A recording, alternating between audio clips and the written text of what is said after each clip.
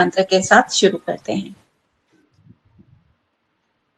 ॐ भूर्भुवः स्वः तत्सवितुर्वरेण्यं भर्गो देवस्य धीमहि धियो यो नः प्रचोदयात्। ॐ भूर्भुवः स्वः तत्सवितुर्वरेण्यं भर्गो देवस्य धीमहि धियो यो नः प्रचोदयात्। दोनों हाथों को अच्छे से रब करते हुए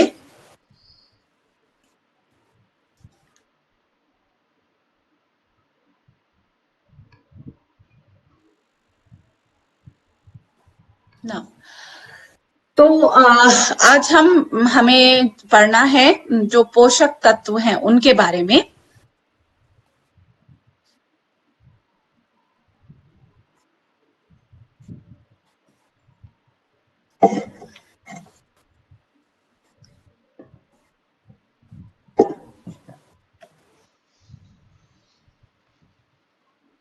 तो हम कल आ चुके थे पेज नंबर 8 पर। यौगिक आहार के बारे में हमने कल कुछ पढ़ लिया था। पोषक तत्व और उनकी आवश्यकता, यानी कि पेज नंबर 8 पे हम आ जाते हैं।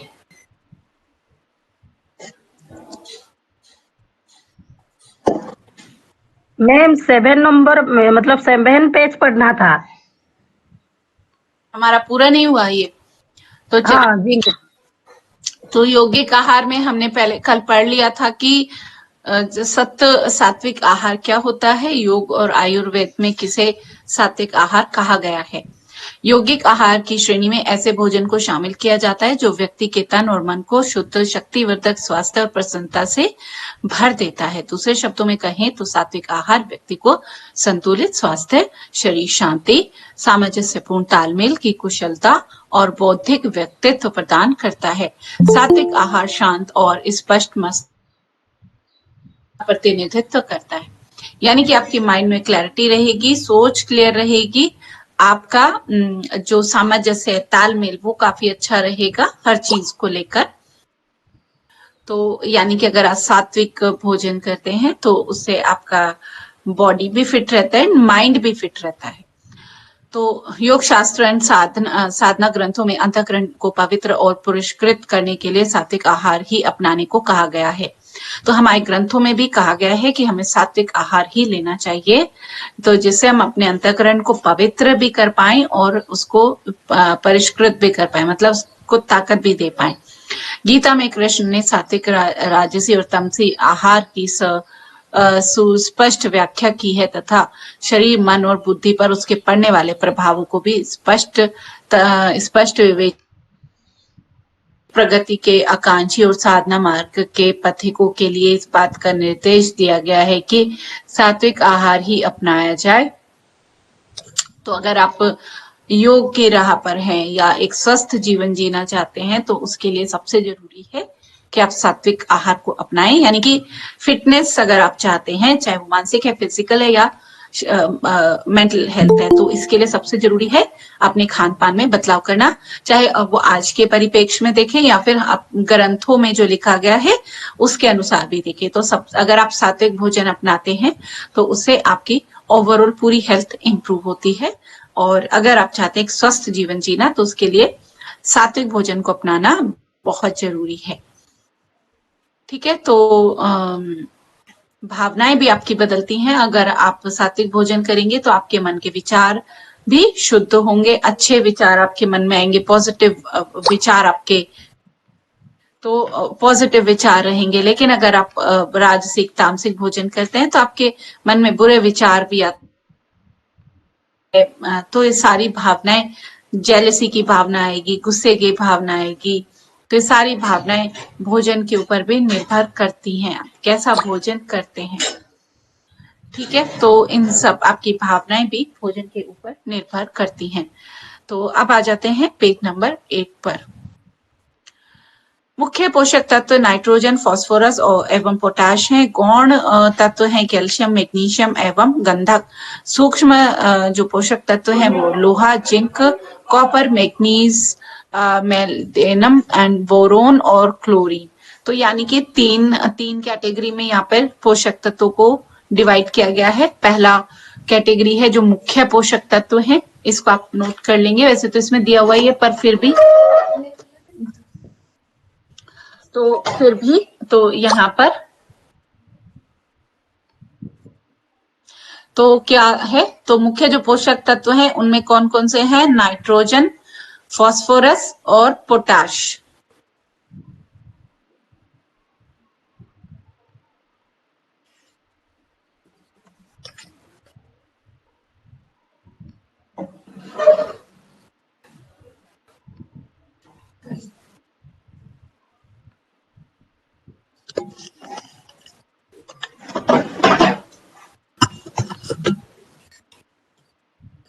फिर आ जाते हैं गौण पोषक तत्व। तो गौण पोषक तत्व में क्या आते हैं आपका? कैल्शियम, मैग्नीशियम और गंधक। गौण माने जिनकी जरूरत शरीर को कम मात्रा में होती है, मुख्य इनकी जरूरत थोड़ी ज्यादा होती है। गौण तत्व जो पोषक तत्व है उनकी जरूरत कम मात्रा में होती है।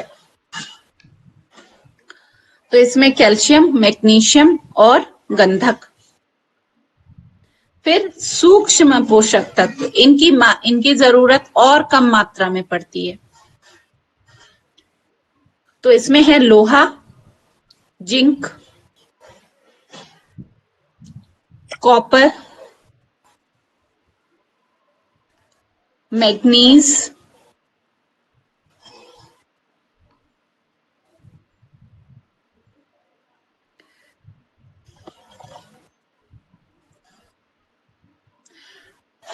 मेलिब्लेडनम, बोरोन और क्लोरीन।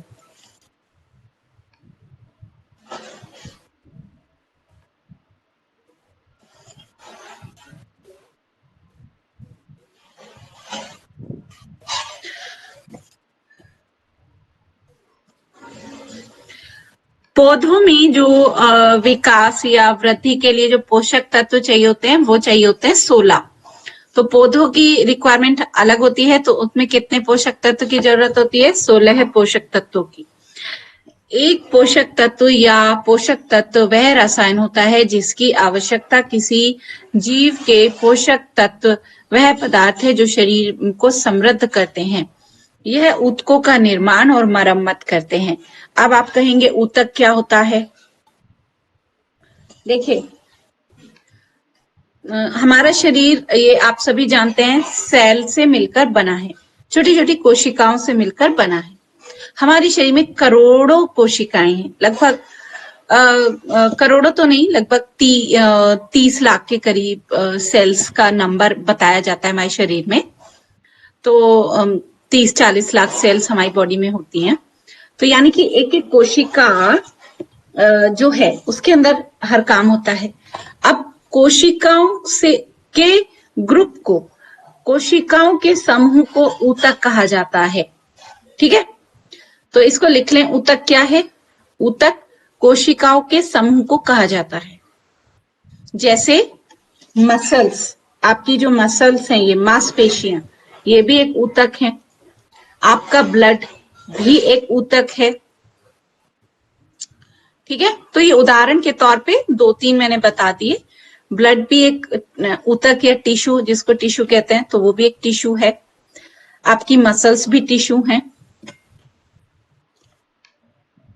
तो उन ऊतकों का निर्माण और मरम्मत करने के लिए भी पोषक तत्व तो चाहिए। आप समझिए, मसल्स के लिए भी चाहिए, ब्लड के लिए भी चाहिए, है ना। तो ऊतक से अब मतलब समझ गए किसके बारे में बात करी है? ब्लड के लिए, आपकी मसल्स के लिए और भी अंदर ऑर्गन्स के लिए। तो इन सब का मरम्मत और निर्माण के लिए क्या चाहिए? पोषक तत्व चाहिए। ठीक है, यह शरीर को ऊष्मा और ऊर्जा प्रदान करते हैं। तो शरीर को ऊष्मा यानी कि गर्म भी रखते हैं और ऊर्जा भी देते हैं। अब देखो, एक कमजोर, जिसका शरीर कमजोर है, इसके अंदर पोषक तत्वों की कमी होती है, उसका शरीर ठंडा रहता है। ठीक है, ऊर्जा ऊष्मा की कमी होती है। ठीक है, तो एक स्वस्थ व्यक्ति का शरीर बहुत ठंडा नहीं रहता। जो कमजोर व्यक्ति है, बीमार व्यक्ति है, ऐसे व्यक्ति का शरीर ठंडा रहता है और उसके अंदर ऊर्जा की भी कमी होती है। और यही ऊर्जा शरीर की सभी क्रियाओं को चलाने के लिए आवश्यक होती है। पोषक तत्वों के सेवन के विभिन्न तरीके हैं। जहां प्राणी यह तत्व अपने भोजन से प्राप्त करते हैं, वहीं पादप इन्हें अपनी जड़ों के माध्यम से सीधा मिट्टी से या अपने वातावरण से प्राप्त करते हैं। जैसे हम तो खाने से लेते हैं अपने पोषक तत्व, पौधे कहाँ से लेंगे? जड़ों से, मिट्टी से खींचते हैं या फिर वातावरण से लेते हैं। तो ऐसे अलग अलग हैं, प्राणी अलग तरीके से लेते हैं, पेड़ पौधे अलग तरीके से लेते हैं। कुछ पौधे जिन्हें मांसाभक्षी पादप कहा जाता है, पहले कीट पतंगे, तो कुछ पौधे ऐसे होते हैं जो कीट पतंगों को खाते हैं, जिन्हें मांसाभक्षी कहा जाता है। तो ऐसे वो उन कीट पतंगों से अपने पोषक तत्व पूरा करते हैं। तो पोषक तत्व को कहीं ना कहीं से हर चीज, चाहे वो पेड़ हो या इंसान हो, तो कहीं ना कहीं से लेता ही है। हम खाने से लेते हैं, पेड़ पौधे मिट्टी से लेंगे। ठीक है, जैविक तत्व, पोषक तत्वों में कार्बोहाइड्रेट, वसा, प्रोटीन, विटामिन शामिल है। अकार्बनिक में यहाँ पे जैविक बताए हैं और अकार्बनिक। जैविक में वही सब है जो हमने कल बताए थे। कौन? वही कार्बोहाइड्रेट, विटामिन, प्रोटीन, वसा, है ना, तो ये सब जैविक। अकार्बनिक पोषक तत्व जो है रासायनिक, वो उसमें खनिज लवण आ गए, पानी आ गया और ऑक्सीजन। ठीक है, तो ये अकार्बनिक है। ठीक है, तो कार्बोहाइड्रेट, प्रोटीन, फैट, विटामिन, ये सब जैविक हैं। अकार्बनिक में आपका खनिज लवण आ जाएंगे, मिनरल्स, पानी, ऑक्सीजन, ये सब अकार्बनिक है।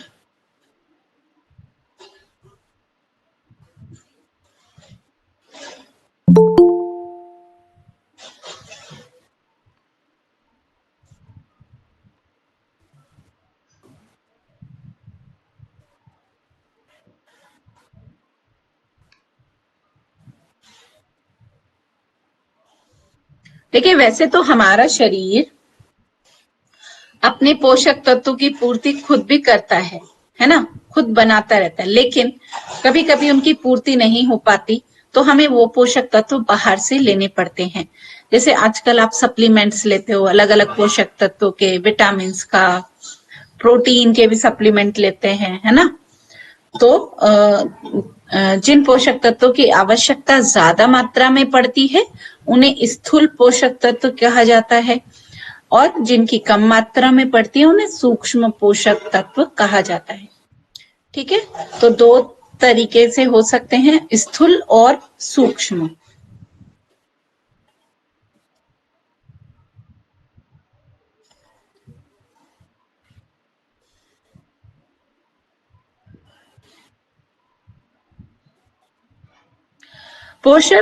पोषकों को कई तरीके से वर्गीकृत किया गया है।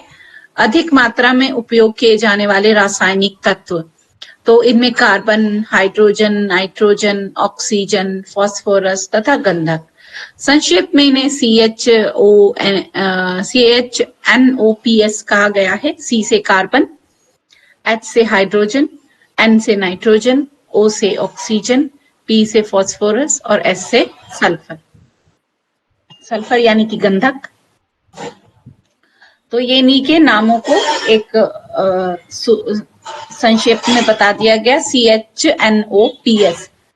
ठीक है, तो इनकी अधिक मात्रा में जरूरत होती है। ठीक है, ऊर्जा प्रदान करने वाले रासायनिक यौगिक कौन कौन से हैं? कार्बोहाइड्रेट है, प्रोटीन और वसा। बहुत अधिक मात्रा में जल और ऑक्सीजन की आवश्यकता होती है, किंतु इसको प्राय पोषक तत्व की श्रेणी में नहीं रखा गया है। जल और ऑक्सीजन की भी हमारे शरीर को बहुत जरूरत पड़ती है। 70% हमारे बॉडी के अंदर पानी है, तो लेकिन इन्हें कहा गया कि इनको पोषक तत्वों की कैटेगरी में नहीं रखा गया है। तो ऊर्जा प्रदान कौन कौन करते हैं, जैसे कि कल भी हमने पढ़ा था, कार्बोहाइड्रेट, और मेन तो कार्बोहाइड्रेट और फैट होता है, ठीक है। खनिज लवण, calcium, sodium, chloride, magnesium, potassium भी काफी मात्रा में लगते हैं। इन्हें स्थूल पोषक तत्व कहते हैं। तो यहाँ पे यही बताया गया है कि किस खनिज लवण जिनकी ज्यादा मात्रा में जरूरत पड़ती है उन्हें स्थूल कहा जाता है, जिनकी कम मात्रा में जरूरत पड़ती है उनको सूक्ष्म कहा जाता है, सूक्ष्म पोषक तत्व, ठीक है। तो ये यहाँ पे बताया गया है। सूक्ष्म पोषक तत्व, माइक्रो पोषक तत्व। पोषक तत्व वे होते हैं जो हमें एनर्जी नहीं देते हैं, जिन्हें हम कम मात्रा में लेने की जरूरत होती है।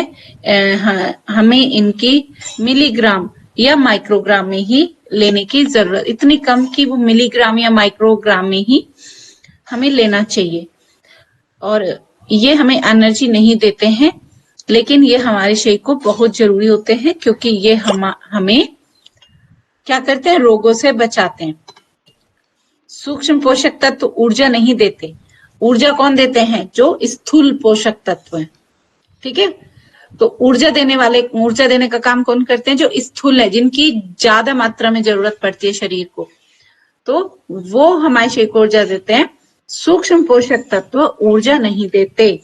सूक्ष्म पोषक तत्व क्या करते हैं, शरीर की इम्यूनिटी, प्रतिरोधक क्षमता को बढ़ाते हैं, बीमारियों से बचाते हैं।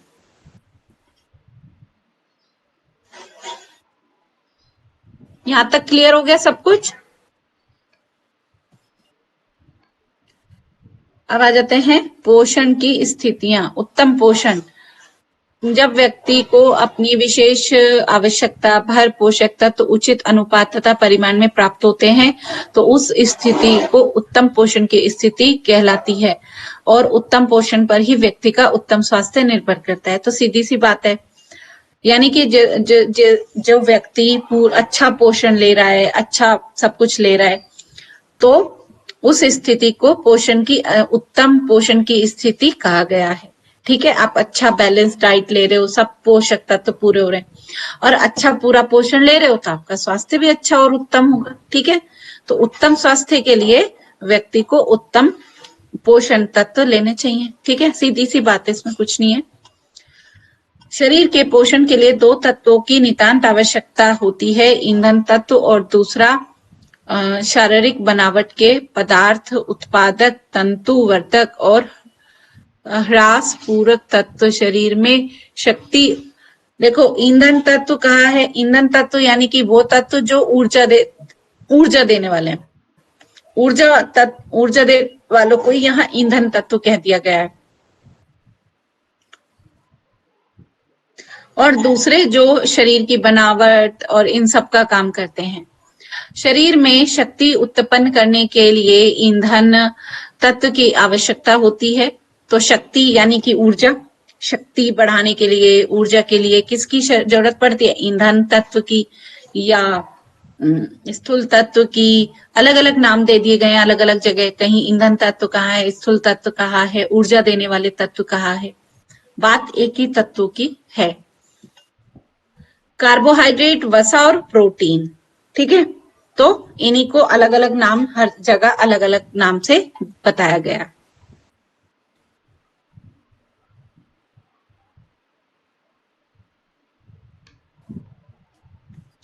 पोषण वह विशिष्ट रचनात्मक उपापचय क्रिया है जिसके अंतर्गत पादपों में खाद्य संश्लेषण तथा स्वांगीकरण और विषम पोषी तंतुओं में भोज्य अवयव के अंतःग्रहण, पाचन, अवशोषण, स्वांगीकरण, ऊर्जा।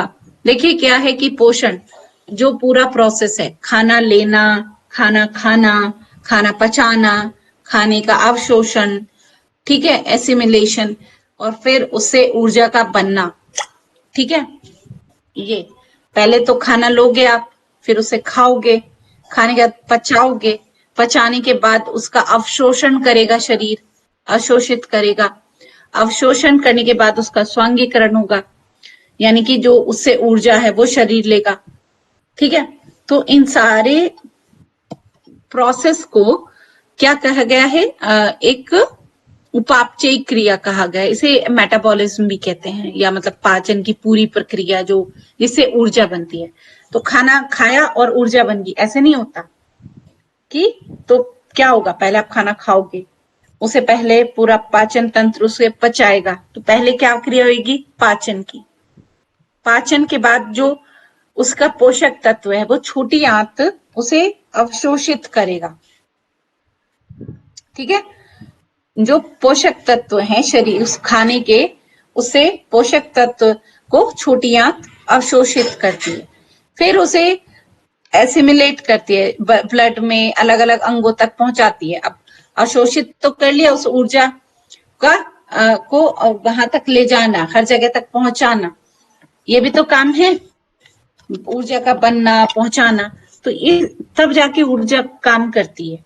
ठीक है, खाना खाया और ऊर्जा बन गई ऐसे नहीं होता, बहुत ही काम मेहनत होती है अंदर भी शरीर के।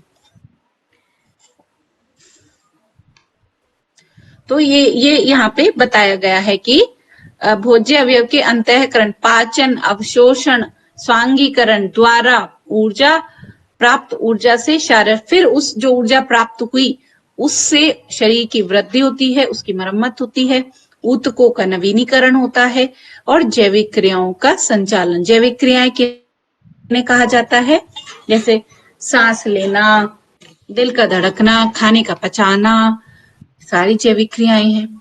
तो इनका संचालन के लिए भी तो ऊर्जा चाहिए, तो वो फिर ऊर्जा से ये सारे काम चलते हैं।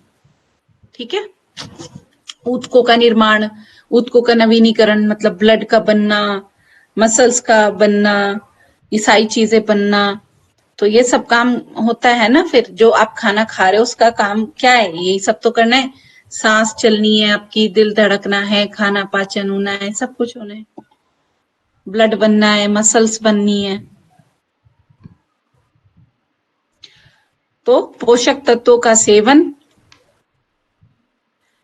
पोषक तत्वों का प्रतिदिन के आहार में उचित मात्रा में रहना, पोषक तत्वों की कमी से शरीर में विकृति का दिखाई पड़ना। तो पोषक तत्वों का सेवन आपको करना चाहिए प्रतिदिन।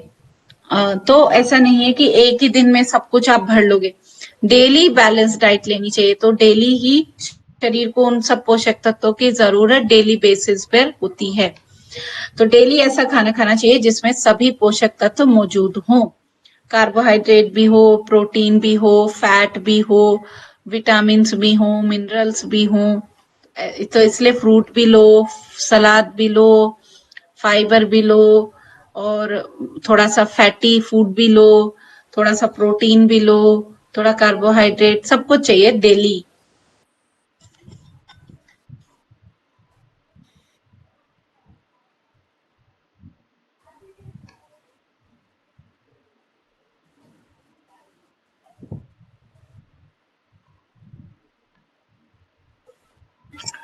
तो यहाँ पर बताया गया है जीव सात का शरीर रूपी यंत्र के, हाँ, इससे मरम्मत भी होती है यदि मरम्मत करने की सामग्री खाद्य में विद्यमान हो। जिन तत्वों से शरीर के अवयव 18 से 20 वर्ष की आयु तक बनते हैं, उन्हीं तत्वों के शरीर के ह्रास की पूर्ति होती है और साथ साथ शरीर की वृद्धि भी होती है। यह प्रोटीन के द्वारा होता है। तो जैसे हमने कल पढ़ा था, प्रोटीन का काम क्या है, शरीर का विकास और वृद्धि करना। जब बच्चा ग्रोइंग एज में होता है 18-20 साल तक, तो उसका शरीर बढ़ रहा होता है, तो उसको प्रोटीन की आवश्यकता ज्यादा होती है बढ़ती हुई उम्र में।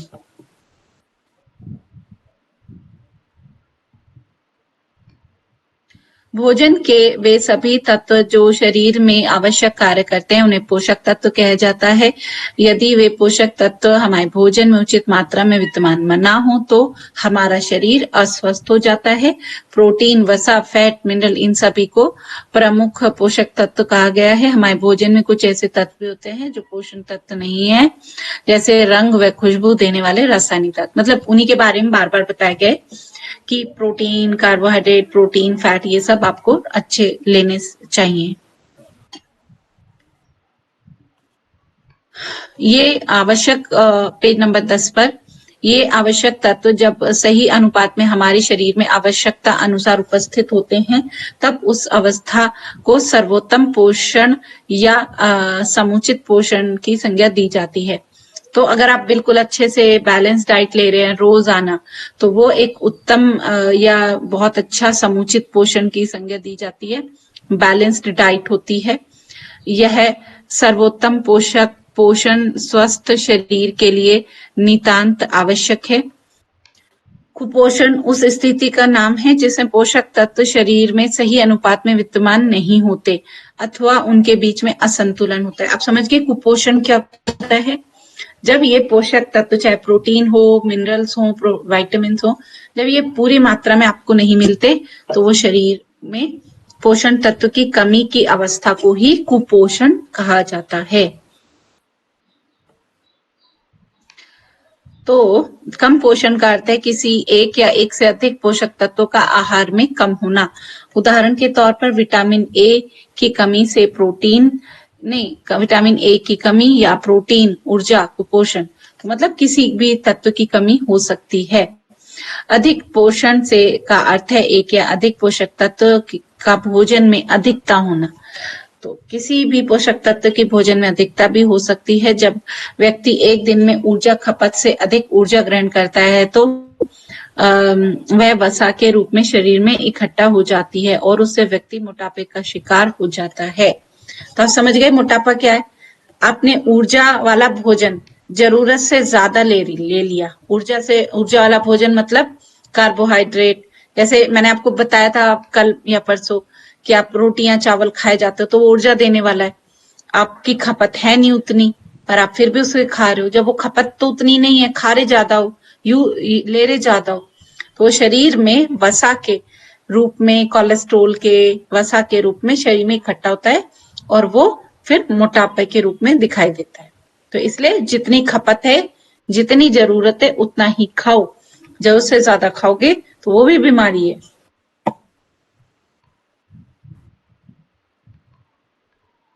आहार और स्वास्थ्य का घनिष्ठ संबंध है। जैसा आहार खाओगे वैसे ही स्वास्थ्य होगा। रसायन विज्ञान, जीव विज्ञान और अन्य वैज्ञानिकों ने सदियों लंबे अध्ययन और अनुसंधान के बाद यह तथ्य स्थापित किया है कि शरीर के पोषण पर अनेक बातों का प्रभाव पड़ता है, जिनमें भोजन की आदतें, मान्यताएं, मन स्थिति, जातीय, भौगोलिक, धार्मिक, सामाजिक, मनोवैज्ञानिक आहार और उसका उत्पादन, राष्ट्रीय एवं अंतः आहार संबंधी नीतियां जैसे मछलीकरण, वितरण, शिक्षा इत्यादि, इन सबका असर पड़ता है। ठीक है, तो हमारी आर्थिक स्थिति कैसी है उस पर हमारा भोजन निर्भर करता है। अगर हमारी आर्थिक स्थिति अच्छी होगी तो हम अच्छा पोषक तत्वों से भरा भोजन लेंगे। अगर हमारी मन स्थिति कैसी होगी, अगर हम परेशान हैं, टेंशन में हैं, तो कोई कितना भी अच्छा भोजन ले लो वो भी आपको स्वस्थ नहीं रख सकता। तो आपकी मनोस्थिति पर भी निर्भर करता है।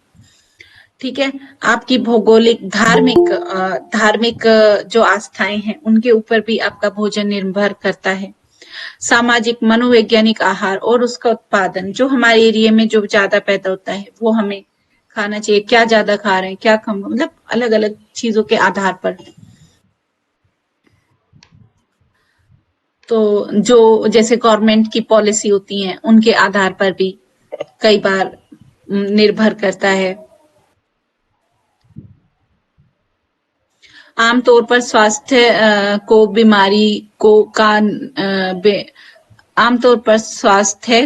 बीमारी का ना होना मानते हैं। व्यक्तिगत तौर पर यह नहीं कहा जा सकता कि स्वास्थ्य का महत्व सबसे अधिक है, क्योंकि अक्सर इसका महत्व आवश्यकता अनुसार बदलता रहता है। व्यक्तिगत और अक्सर दूसरी आवश्यकताएं जैसे धन, बल, विद्या, सुरक्षा एवं प्रतिष्ठा इत्यादि स्वास्थ्य को महत्व को कम महत्ता देते हैं और स्वास्थ्य को निश्चित मानकर हम उसकी ओर विशेष ध्यान नहीं देते। कई बार हम अपनी हेल्थ की तरफ उतना ध्यान नहीं देते और हम दूसरी चीजों को ज्यादा वैल्यू देते हैं, यानी कि पैसे कमाने को ज्यादा, पूरा ध्यान सिर्फ पैसे कमाने पे रखेंगे, अपनी हेल्थ पे कोई ध्यान नहीं देंगे। या कुछ लोग सिर्फ पढ़ाई में रहते हैं तो भी ध्यान नहीं देते, कुछ लोग सिक्योरिटी पर, कुछ अलग अलग चीजों पे फोकस करते हैं बट स्वास्थ्य पर उतना ध्यान नहीं देते। तो जिसकी वजह से वो अपने अच्छे स्वास्थ्य को खो देते हैं। आहार का शरीर में कार्य के अनुसार वर्गीकरण। तो आहार का वर्गीकरण, आहार को अनेक प्रकार से वर्गीकृत किया जा सकता है उत्पत्ति के आधार पर। तो अब हम पढ़ते हैं आहार का वर्गीकरण। तो उत्पत्ति के आधार पर, यानी कि प्राणीजन्य भोजन और वनस्पति। जो प्राणी से मिल रहा है, यानी कि जो नॉन वेजिटेरियन फूड, जो उसे आप प्राणीजन्य भोजन कह सकते हैं। और जो पेड़ों से उसे मिल रहा है, उसे वनस्पति जन्य भोजन, यानी कि उसकी उत्पत्ति कहाँ से हो रही है भोजन की, उसके ऊपर डिवाइड कर सकते हैं। तो उसके आधार पर दो तरीके से, प्राणीजन्य या वनस्पति जन्य। दूसरा तरीका है आहार को डिवाइड करने का, वो है रासायनिक संगठन के आधार पर। उसकी जो बना है वो कैसे बना है, उसके आधार पर नॉर्मली तीन तरीके से डिवाइड करा जा सकता है। 5 जो मैंने कल बताए थे: कार्बोहाइड्रेट, प्रोटीन, फैट, विटामिन और मिनरल्स। ठीक है, 5 हो गए रासायनिक। तो ये 5 किसके बेस पे हैं? रासायनिक संयोजन के आधार पर। ठीक है, पेज नंबर 11, प्रमुख कार्यों के आधार पर। अब तीसरा वर्गीकरण आता है इनके कार्य के आधार पर। वो भी कल मैंने आपको बता दिया था। ऊर्जा देने का काम वसा और कार्बोहाइड्रेट करते हैं। तो अगर कार्य के आधार पर आहार का वर्गीकरण आएगा तो ऊर्जा देने का काम कार्बोहाइड्रेट और फैट करता है। शरीर के निर्माण का काम प्रोटीन करता है। तो और जो विनिमयक और प्रतिरोधक भोजन है, जो शरीर को रोगों से बचाते हैं, वो तीसरी कैटेगरी आ जाती है। ठीक है, तो ये 3 कैटेगरी कार्य के आधार पर आती है। तो ऊर्जा देने वाले पदार्थ कौन कौन से हो सकते हैं कार्बोहाइड्रेट और वसा के उदाहरण के तौर पर? तो आपके इसमें तेल, घी, मक्खन, गुड़, साबूदाना, चावल, अनाज, केला, आलू आदि, ये सब ऊर्जा देने वाले हैं, कार्बोहाइड्रेट और फैट के उदाहरण हैं। जैसे अनाज है, गेहूं है, कोई भी अनाज हो, कोई भी अनाज, चावल हो गया, आलू, शकरकंद और आपके जितना मीठी चीजें हैं वो सब। और इसके अलावा साबूदाना किससे बनता है? शकरकंद से बनता है। तो इसलिए इसमें साबूदाना दे दिया गया। शकरकंद भी आप लिख सकते हो। और इसी तरीके से वसा के उदाहरण दिए गए हैं, जैसे तेल, घी, मक्खन, ये वसा के उदाहरण है। ठीक है, प्रोटीन के लिए उदाहरण दिए गए हैं दालें, दूध, अंडा, मांस, मच्छी, सोयाबीन, ये प्रोटीन के उदाहरण है। और जो तीसरा कैटेगरी है, यानी कि विटामिन और खनिज लवण, वो सारे फल, सलाद, सब्जी, वो सब उसमें आ जाएंगे। चौथा वर्गीकरण आता है पोषण के महत्व के आधार पर वर्गीकरण। तो इसमें क्या करेंगे आप? अन्न और मोटे अन्न, दालें, तिलहन, वनस्पतियां, प्राणीजन्य भोजन और अन्य खाद्य पदार्थ। तो ये इसके पोषण के महत्व के आधार पर 4 कैटेगरी। तो ये आप किसे डिवाइड कर रहे हो? आहार। ठीक है, आहार का वर्गीकरण अलग अलग बेस पे यहाँ पे बताया गया है। पहला बताया गया आहार कहाँ से उसकी उत्पत्ति हो रही है। तो अगर प्राणी से आ रहा है तो प्राणीजन्य है, वनस्पति से आ रहा है तो वनस्पति जन्य है। दूसरा वर्गीकरण उसके रासायनिक संयोजन के आधार पर, उसकी रासायनिक संरचना कैसी है। तो कार्बोहाइड्रेट, प्रोटीन, फैट, विटामिन और मिनरल्स, ये 5 कैटेगरी में उसको बताया गया है। तीसरा है उसके कार्यों के आधार पर, ऊर्जा देने का काम है, निर्माण का काम है और प्रतिरोधक क्षमता बढ़ाने का काम है। ठीक है, चौथा वर्गीकरण आ जाता है पोषण के महत्व के आधार पर। तो इसमें अन्न और मोटे अन्न मतलब अनाज। ठीक है, मोटे अनाज में आप सभी जानते हो जौ, ज्वार, मक्की, बाजरा, सामक, ये सब मोटे अनाज में आ जाते हैं।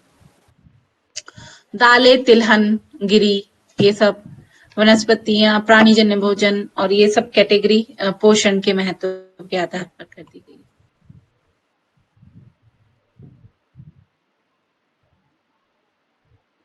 भोजन के कार्य क्या हैं? भोजन के मुख्यतः 3 कार्य हैं। शरीर क्रियात्मक कार्य। जीवन में विभिन्न क्रियाओं के लिए हर क्षण ऊर्जा की आवश्यकता होती है। शरीर में ऊर्जा देने का कार्य मुख्य रूप से कार्बोहाइड्रेट और वसा द्वारा किया जाता है। इन 2 पोषक तत्वों का शरीर को ईंधन कहा गया है। ठीक है, वही बात को बार-बार बताया जा रहा है और मुझे लगता है ये अब आपके अंदर बहुत अच्छे से आ गई होगी। इन्हीं को ऊर्जा देने का काम करते हैं, इन्हीं को ईंधन का कहते हैं। ठीक है,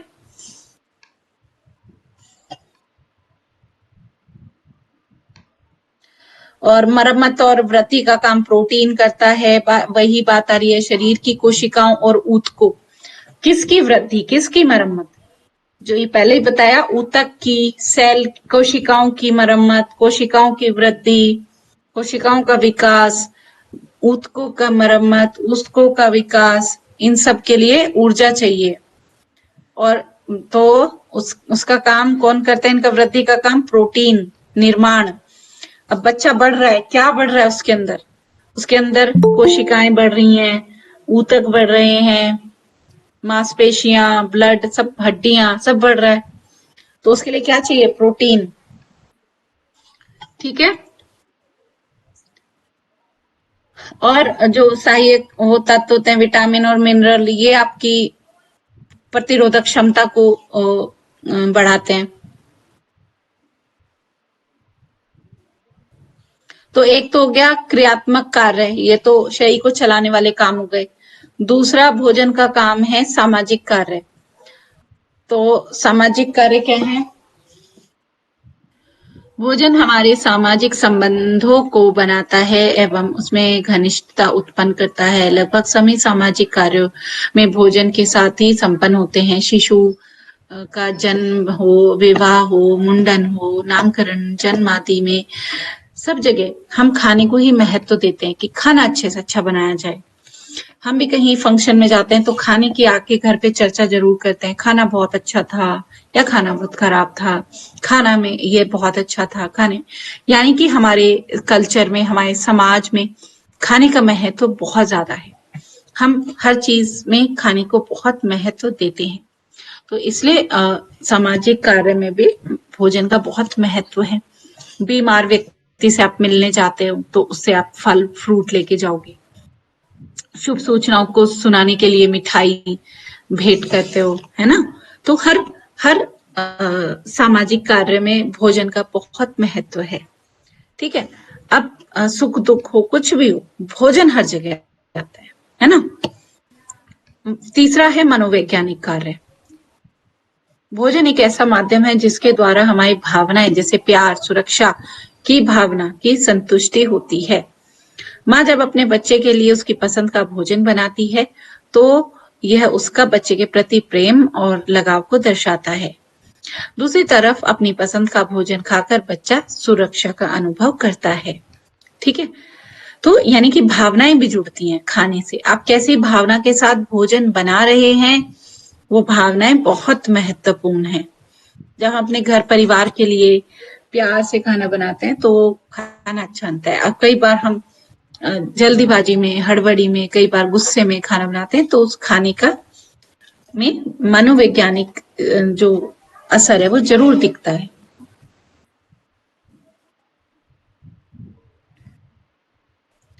चित परिचित भोजन के अभाव में व्यक्ति स्वयं को अकेला और असहाय महसूस करता है। अगर उस किसी व्यक्ति को उसकी पसंद का खाना ना दिया जाए तो उसमें उसको अच्छा नहीं लगता। मानसिक मतलब कभी भी ना दिया जाए। मानसिक संवेगों की निकासी का माध्यम भी कई बार भोजन हो सकता है।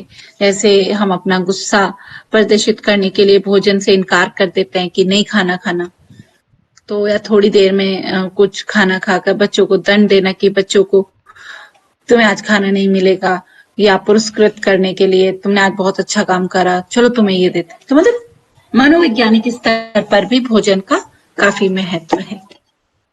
तो यहाँ पे 3 भोजन के कार्य भी बता दिए गए हैं, शरीर के लिए, समाज के लिए और मनोवैज्ञानिक स्तर पर।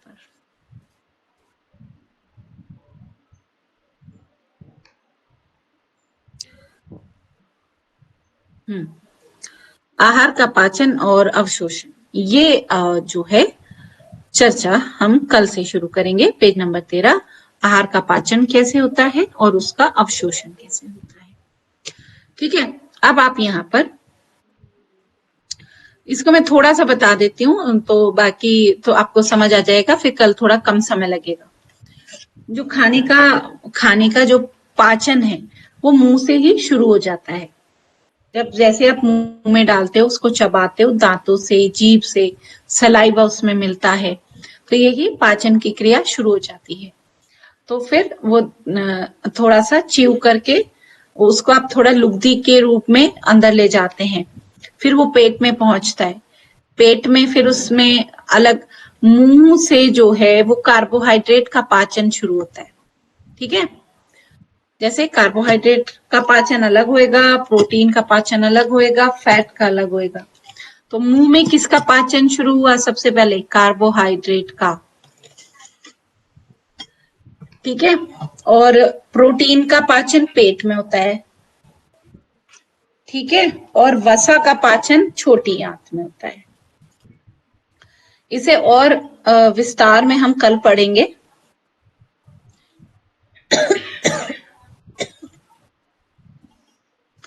तो मुंह में सबसे पहले कार्बोहाइड्रेट पचता है, उसके एंजाइम्स मिलते हैं उसके साथ। फिर प्रोटीन का पाचन कहाँ होता है? पेट में। ठीक है, और वसा का कहाँ होता है? छोटी आंत में। छोटी आंत तक पाचन पूरा हो जाता है, बड़ी आंत में कोई पाचन नहीं होता। बड़ी आंत में सिर्फ मल पहुंचता है। ठीक है, बड़ी आंत में क्या पहुंचता है? सिर्फ मल, जो वेस्ट है। ठीक है, अब जल्दी से आप कुछ क्वेश्चन पूछ लीजिए। किसी का कोई क्वेश्चन है तो आप पूछ सकते हैं।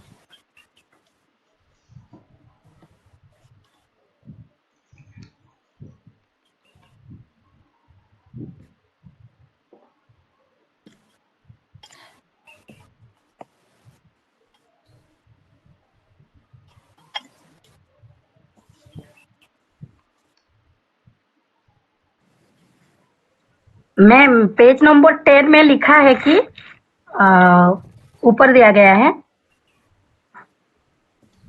शरीर के पोषण पर अनेक बातों का प्रभाव पड़ता है, जिनमें भोजन की आदतें, मान्यताएं, मन स्थिति, जातीय, भौगोलिक, धार्मिक, सामाजिक, मनोवैज्ञानिक, आहार और उसका उत्पादन, राष्ट्रीय व अंतर आहार संबंधी नीतियां जैसे मछलीकरण, वितरण, शिक्षा इत्यादि। अधिकांश सभ्यताओं में स्वास्थ्य का महत्व समान है। तो यहाँ पर मछलीकरण क्या है मैम? देखिए क्या होता है कि जैसे कुछ एरिया में आपने देखा होगा मछली का काफी, जैसे वेस्ट बंगाल हो गया, या अलग अलग एरिया जहाँ पे मछली का उत्पादन ज्यादा होता है। मछली या अलग, अब ना सिर्फ उस एरिया में, अभी तो अलग अलग जगह मछली का उत्पादन स्पेशली किया जाता है और मछली पालन किया जाता है। यहाँ पे सिर्फ एक को बताया गया है, लेकिन ऐसा नहीं है। जैसे मुर्गी पालन भी है, मछली पालन भी है। तो ये सब किस लिए किए जाते हैं? ये सब किए जाते हैं इनके उत्पादन के लिए। जैसे आप सब्जियां उगा रहे हो खेत में, किस लिए उगा रहे हो? खाने के लिए। ठीक है, तो इसी तरीके से जो मछली पालन है या अलग अलग जो मांसाहारी भोजन है, उनका भी उत्पादन किया जाता है।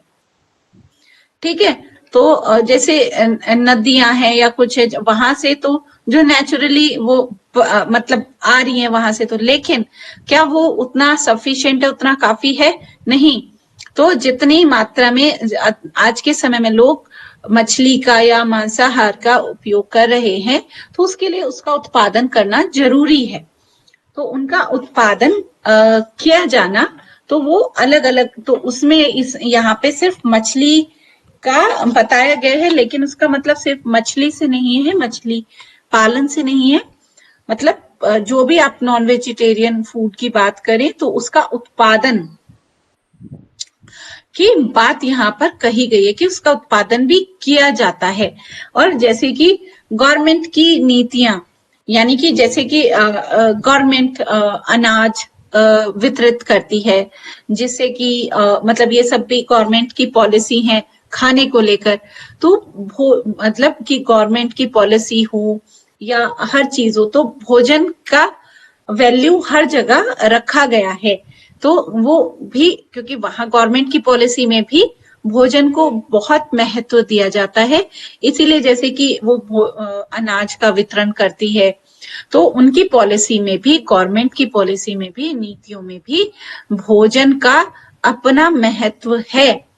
ठीक है, तो ना सिर्फ हमारे व्यक्तिगत तौर पर, चाहे वो सामाजिक तौर पर हो, जैसे सामाजिक तौर पर हमने पढ़ा कि हम समाज में कोई उत्सव मनाते हैं या कुछ भी करते हैं, तो वहां पर भोजन की अपनी वैल्यू सबसे बड़ी रहती है ना। हम खाने के आधार पर ये अपने डिसाइड करते हैं कि उत्सव कैसा था, खाना बहुत अच्छा था।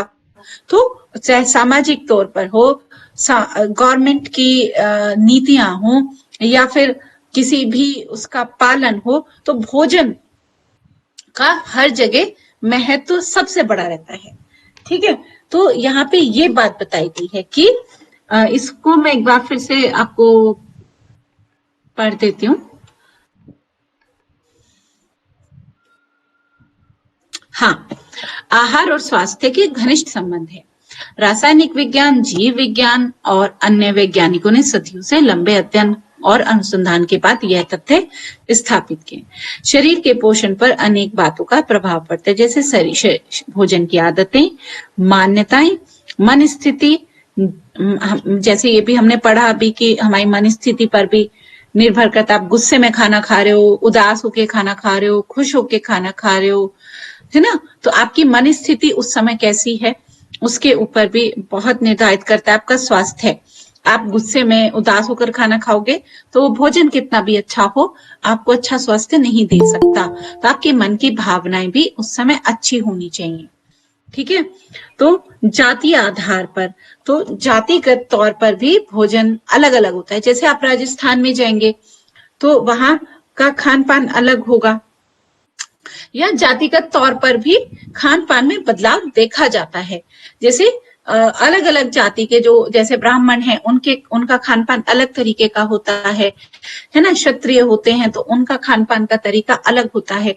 तो यानी कि जातीय तौर पर भी खान पान में बदलाव देखा जाता है।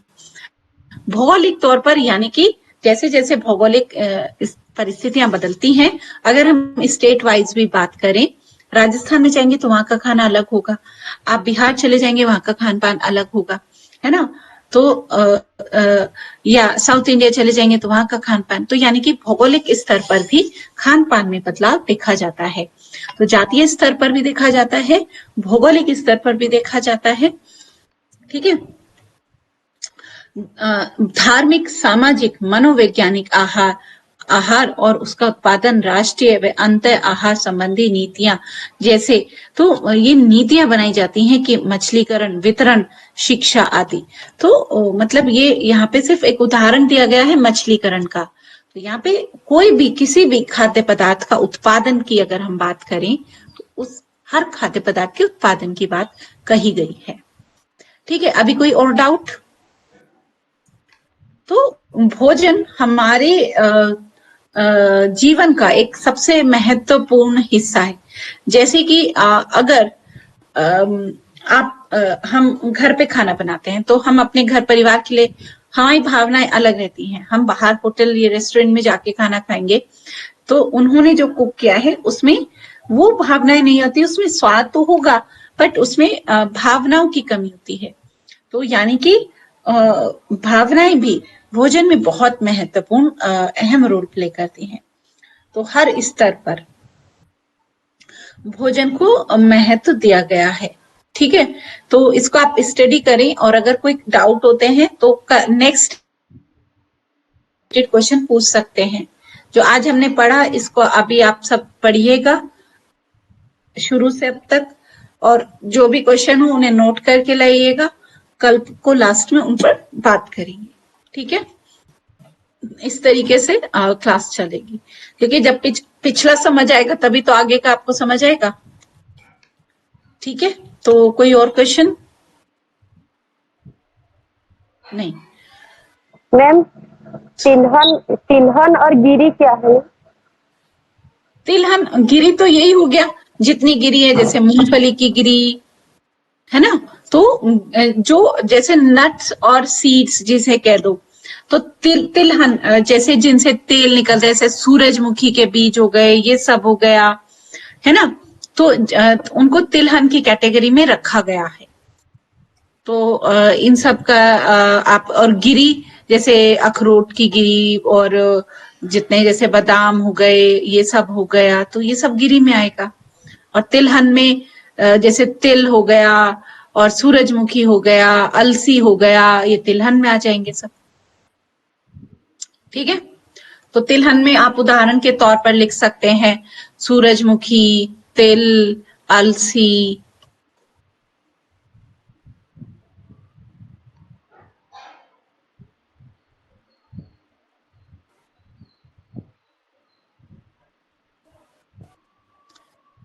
ठीक है, कोई और क्वेश्चन?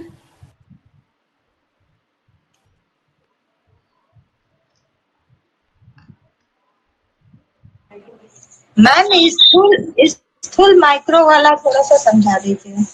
जो स्थूल और स्थूल वो जो ज्यादा मात्रा में चाहिए होते हैं, और सूक्ष्म वो जो कम मात्रा में चाहिए होते हैं। ज्यादा मात्रा में क्या चाहिए? कार्बोहाइड्रेट चाहिए, प्रोटीन चाहिए, वसा चाहिए। सूक्ष्म मात्रा में जो चाहिए वो आपको खनिज लवण चाहिए। ठीक है।